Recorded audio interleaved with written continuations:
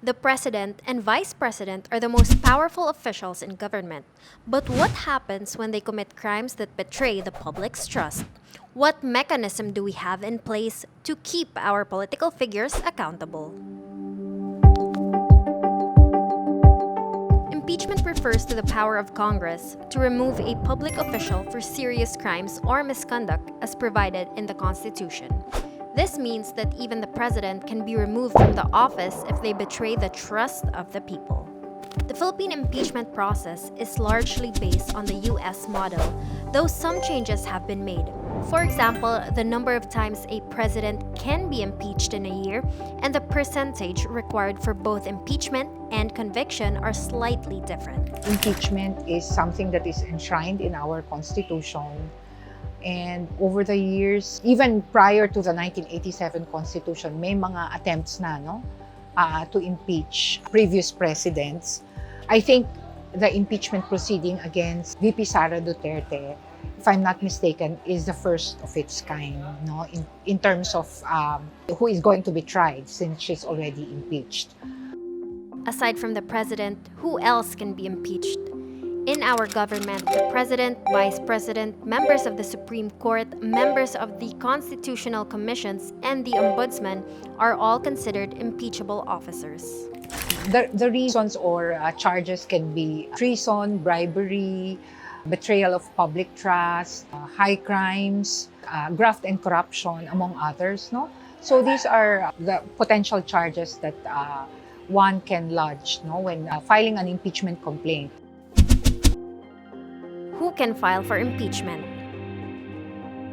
A member of the House of Representatives, any person, any citizen, as long as they have the endorsement of a member of the House, a verified complaint or resolution of impeachment filed by at least 1/3 of all members of the House can file an impeachment complaint.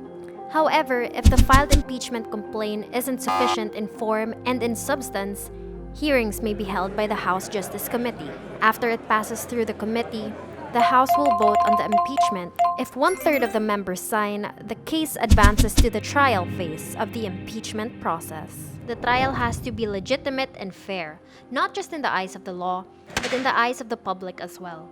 The trial process will be crucial since it will be live-streamed and every detail will be closely watched by the public.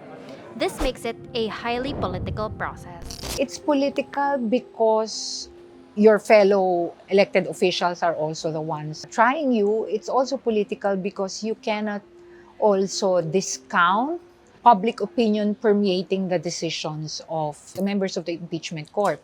The trial must see to it that they have exhausted all means to actually find out the truth and to seek pieces of evidence to convict a particular official. If the President of the Philippines is being tried, it's the Chief Justice who presides. However, the Chief Justice does not vote. But in this case, it is the Vice President being tried. The Senate President will preside over the impeachment court. In the impeachment trial, senators swear to be politically neutral. The impeached official is then called to answer each charge in the articles of impeachment. The Senate then hears arguments and witnesses from the prosecution and the defense. After closing arguments, the trial is concluded and the Senate votes. For an impeached official to be convicted, at least 2/3 of all Senate members must vote in favor or a minimum of 16 votes from the Philippine Senate. Let's take the case of Vice President Sara Duterte.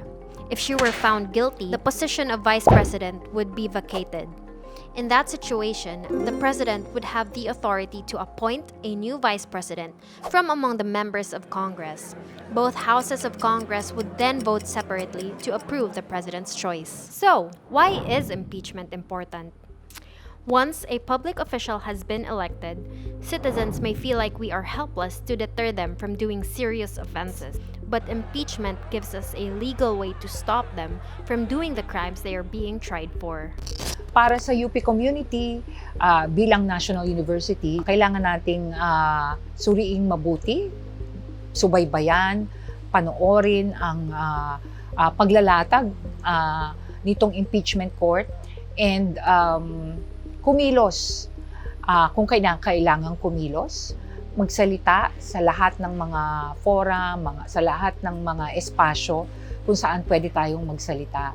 At ibigay ang ating opinyon, kuro-kuro, at huwag tayong tumigil na ito ay pag-usapan. Dahil ito ay issue ng accountability na napaka-importante sa isang demokrasya.